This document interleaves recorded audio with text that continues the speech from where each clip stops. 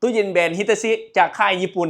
มื้อนี้พี่ๆมากับสีแดงแทงใจอย่างซี่พี่ๆจัดเต็มอย่างซี่ทุกมื้อเลยดิหน้าห้านเฮากันลูกค้าตั้งแข่งเพิ่นมาแก้เอาเลยเนาะเต็มคันอย่างซี่เลย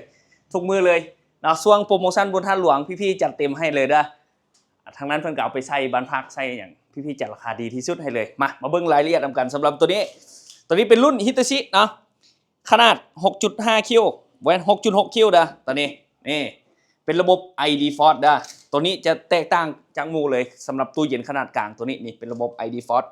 ตัวนี้ย้ำว่าเครื่องมาตรฐานเครื่องซูนไทย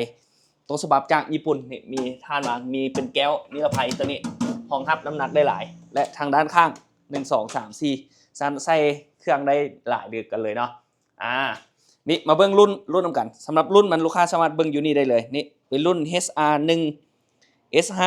188 MN เนาะอันนี้ย้ำว่าเป็นแบรนด์แท้กันเลยเด้อจากค่ายฮิตาชินี่เบอร์โทรศูนย์บริการอย่างนี้อันนี้จะเป็นเบื้องฟังไทยเด้อเครื่องจะมีเซอร์วิสมีรับประกันอะไรให้ทุกอย่าง1 ปีเนาะราคาจากปกติ4 ล้าน2แสนกิฟต์พี่บ่ขาย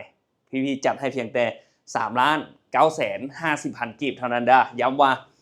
คุณภาพระดับพรีเมียมจากค่ายฮิตาชิและอีกตัวนึงถ้าลูกค้าอยากได้เป็น2 ประตูแนะนำตัวนี้เลยขนาด 6.4 คิวนะนี่ฮิตาชิปกติแล้วแมนคืออยู่เบื้องประเทศไทยเนาะเขาเจ้าจะรับประกันคอมเพรสเซอร์จนถึง10 ปีกันเลยย่างยาวกันเลยมาเบิ่งด้านในนำกันเป็นระบบอินเวอร์เตอร์นำได้สำหรับตัว 6.4 คิวตัวนี้นะนี่มันจะบอกว่าเป็นระบบอินเวอร์เตอร์ปรับระดับได้1 2 3ระดับนี่จริงๆสูงกันเลยแล้วก็แก้วก็จะเป็นแบบกระจกนิรภัยคือกันทั้งทึงกระปรับทั้งหากทั้งลุ่มเขาก็สามารถปรับได้ทั้งหากได้นี่